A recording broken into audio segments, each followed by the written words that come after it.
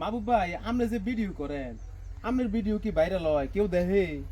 আরে ভাই, ভাইরাল হইব না হইব এটা তো আপনাদের ব্যাপার। আমার কাজ হলো ভিডিও তৈরি করার। আপনাদের কাজ হলো ভিডিও দেখে গঠনমূলক কমেন্ট করলে তারপরেই তো ভাইরাল হওয়ার একটা রাস্তা থাকে। আপনারা যদি না দেখেন ভাইরাল হইব কিভাবে ভাই? ভিডিও যে তৈরি করেন এই কাম গাছ ব্যবসা বাণিজ্য ফালাই দিয়া কোনো লাভ আছে? আরে ভাই, ব্যবসা বাণিজ্য আমরা যেটা করি এটাও তো একটা ব্যবসা। ফেসবুকে যে আমরা কাজ করি এটা সরকারি চাকরির মতন রুল আছে। আপনার এই রুল মানি চললে আমাদের ভিডিও ভাইরাল হবে।